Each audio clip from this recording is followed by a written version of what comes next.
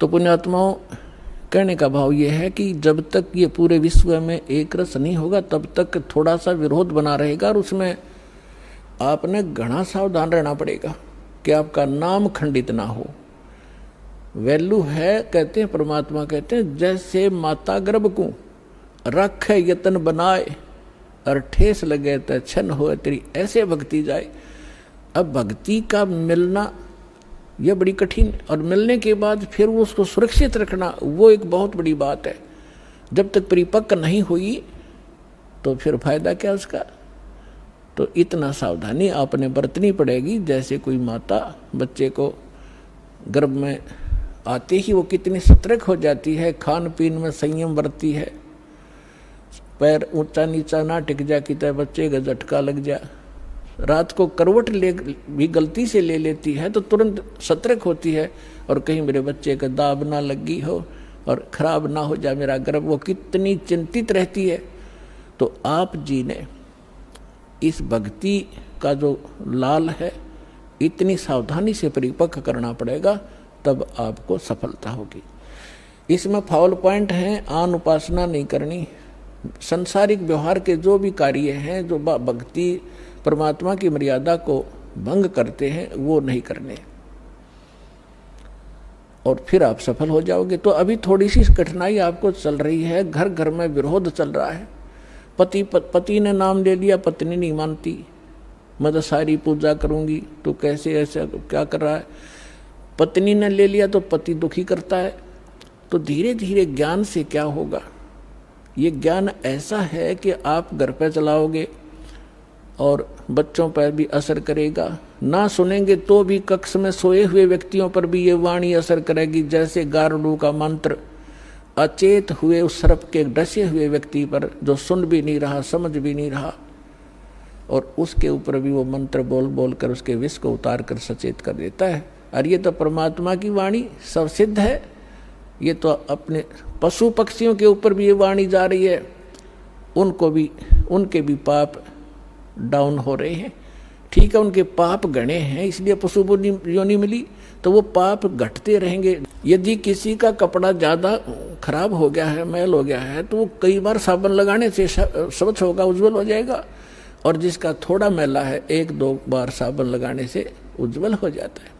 तो ये साबुन है, परमात्मा का जो ज्ञान है, सत्संग है, वचन है, ये साबुन और जल दोनों का काम करता है।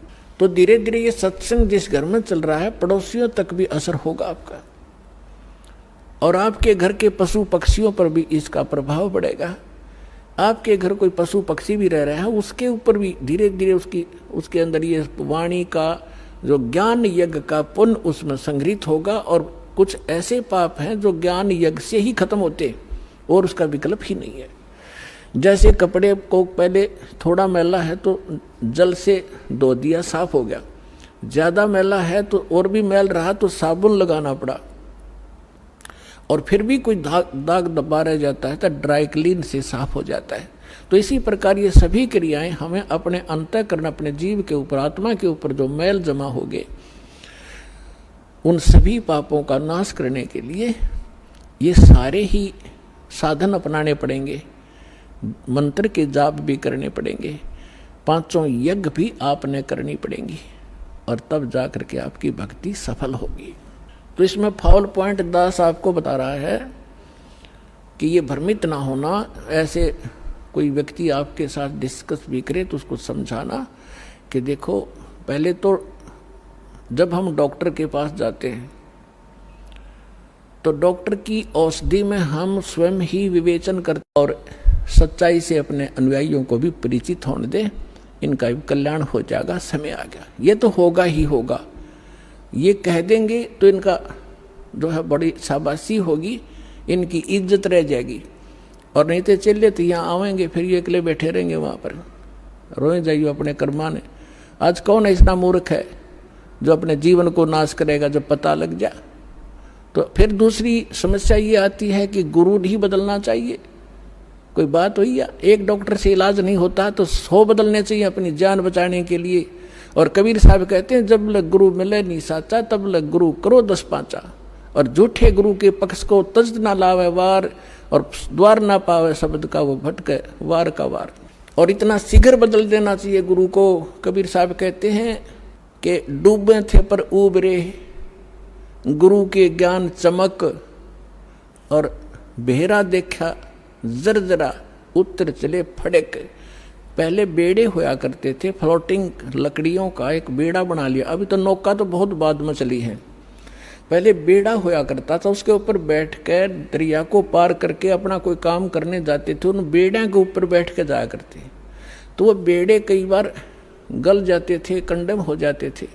तो जब परमात्मा कहते हैं कि जिस साधना को आप कर रहे हो, जो गुरु की, जिस गुरु के जहाज में आप बैठे हो, उसका जब आपको उसके सामने दूसरा जो बिल्कुल ओके बेड़ा आ गया, नौका समझ लो आप, बेड़ा तो नहीं समझ में होगा।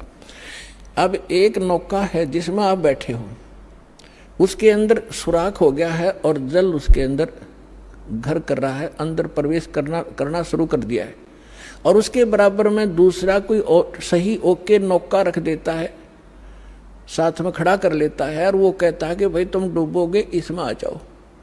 अब जिसने गुट्टी सूटी ला रखी होगी, नशा कर रहा होगा, तो ठीक है मौज हो रही है, वो तो डूबेंगे। और जिनको नशा नहीं है और उनको पता लग गया दोनों का डिफरेंस कि ये जल आ रहा है, तुम डूबोगे इसमें, तो वो जो जिनका नशा नहीं है वो तुरंत एक सेकंड भी ना लावे, तुरंत कूद जाएंगे उसके अंदर। तो यहाँ परमात्मा कहते हैं डूबे थे पर उबरे, गुरु के ज्ञान चमक, और बेड़ा देखा जर्जरा, यानी टूटा फूटा डूबण वाला, उत्तर चले फड़क। फड़क जैसे पशु कई बार आवाज सुनकर हॉर्न की फड़क को भाग जाता, काफी दूर बहुत स्पीड से भागता है एकदम, तो कहते हैं ऐसे कूद गए दूसरे में। तो परमात्मा कहते हैं झूठे गुरु के पक्ष को तजत ना लावे वार, एक सेकंड के अंदर बदल लेना चाहिए। और पुण्यात्माओं, आज इस विश्व में कोई गुरु नहीं है इस दास के अतिरिक्त। सतगुरु की तो बहुत दूर की बातें हैं, वो गुरु भी नहीं है।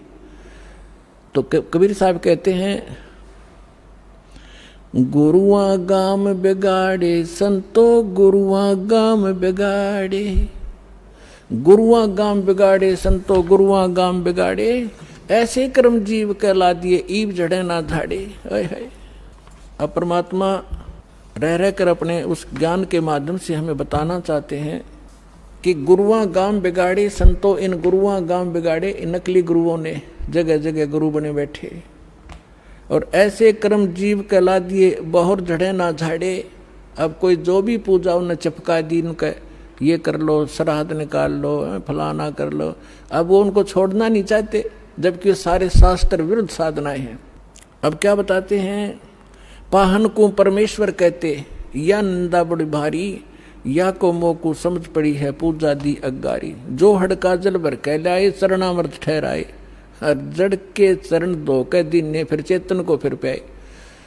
अब क्या बता रहे हैं कि जैसे पहले हमने देखा हमारे गांव में एक शिव जी का मंदिर है, और कभी वहाँ चले जाते थे, कभी त्योहार होता था, शिव जी का मेला भरता था, तो क्या करते थे, उस जोड़ में तालाब में जिसमें भैंस भी माए मूतते हैं, उस सब नहाया करती, वह भी पेशाब करें, टट्टी करें, और उसमें से भर के लाते लोटा, और उसको फिर भगवान शिव जी के उस पर शिवलिंग पर डालते, और फिर आगे निकलता उसको लोटे में भर लेते। उसने चरणामृत बना के सारा नबाटा करता पुजारी।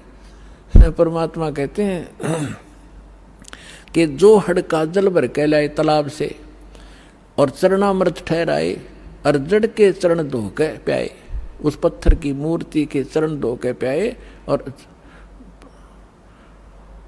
जड़ के चरण धोकर दीने चेतन को फिर पाए। चेतन को प्याओ जड़ की जो पत्थर के चरणों का चरणामृत।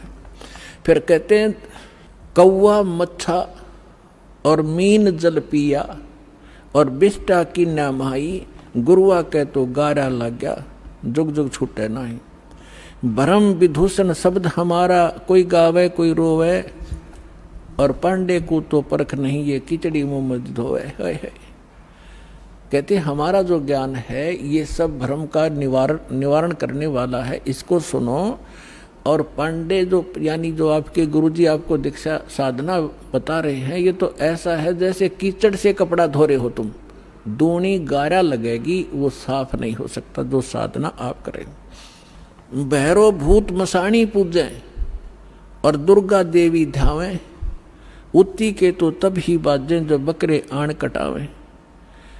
भेड़ पूछ को पंडित पकड़े ये बादो नदी बिहंगा, गरीब दास वो भवजल डूबे नहीं साध सत्संगा। कि जिनको संतों का संग नहीं मिला, सत्संग नहीं मिला, वो भवजल के अंदर ही डूब जाते हैं। भेड़ पूछ को पंडित पकड़े, ये आपके गुरुजी कहते हैं आपको दरिया पार कराने के लिए ऐसा साधन दे रखा है जैसे कोई ये कह दे कि भेड़ की पूछ पकड़ा दे और कहते इसको लेकर दरिया में बढ़ जा, ये पार कर देगी तुझे।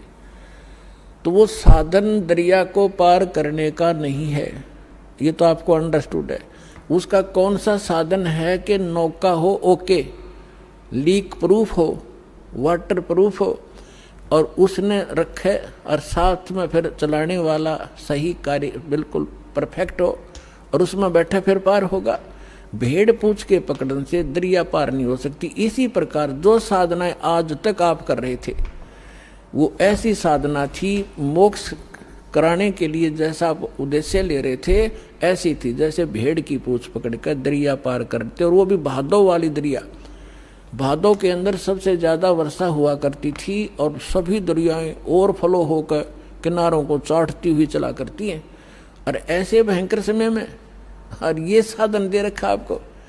तो यहाँ कहते हैं भेड़ पूछ को पंडित पकड़े भादो नदी बिहंगा, और गरीब दास व भवजल डूबे जिन नहीं साध सत्संगा। जिनको संत सतगुरु नहीं मिले वो यहीं डूब जाएंगे।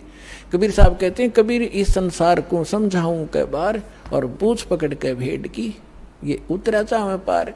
अब थोड़ी सी इन नकली गुरुओं की हिंदी करता हूँ, उसके बाद आगे आज की कथा सुनाएंगे। अब परमात्मा क्या कहा करते, गरीबदास साहिब को भगवान मिले, सचखंड ले गए, फिर वापस छोड़ा। और परमात्मा ने पहले कहा था कि 12वां पंथ जब गरीबदास 12वें पंथ का जो संचालक होगा, प्रवर्तक, उसके माध्यम से मेरी वाणी पुनः प्रकट होगी, मेरा ज्ञान दूंगा। और बीच में जैसे 600 वर्ष पहले कबीर साहब जी ने धर्मदास जी को जो ज्ञान दिया था वो कबीर सागर में लिपिबद्ध हुआ। तो परमात्मा ने पता था कि बीच में काल के दूत इसमें कोई ना कोई गड़बड़ करेंगे। आप एक अनुराग सागर है, कबीर सागर का एक चैप्टर है। तो ये कबीर पंथी विशेषकर उस अनुराग सागर को ही घसीट रहे थे। और कबीर सागर के संशोधनकर्ता ने यो युगलानंद बिहारी जी ने एक टिप्पणी कर रखी है इसमें कबीर सागर में, उसको संशोधित करते हुए कि मेरे पास अनुराग सागर की 45 कापियां हैं, कुछ हस्तलिखित कुछ प्रिंटेड। इनमें बहुत सी ऐसी हैं जो एक दूसरे से मेल नहीं कर रही। तो इसका क्या मतलब है कि जिसने जैसी भी उचित समझा, अब जिस भी संत ने, जो नकली संत थे काल के दूत, जिन्होंने वो समझ में वाणी नहीं आई वो काट दी, अपने अनुकूल जो वो बकवाद करा करता हुआ लिख दी और उसको आगे प्रिंट हो गया। तो उसको कंप्लीट करने के लिए, सुचारू करने के लिए परमात्मा ने कहा था कि संवत 1774 होई ता दिन प्रेम प्रगटे जगलोई, और उसके माध्यम से मेरी पुनः वाणी प्रगट होगी। तो वो गरीबदास जी ने वह कसर, परमात्मा ने गरीबदास जी को सच ऊपर ले गए, फिर वापस छोड़ा, उसमें वो फीड कर दिया। जैसे एक मोबाइल से दूसरे मोबाइल में पूरी की पूरी फिल्म फीड फैक्स हो जाती है और उसमें भी रह जाती है। तो परमात्मा ने ऐसे वो ज्ञान गरीबदास जी में दिया।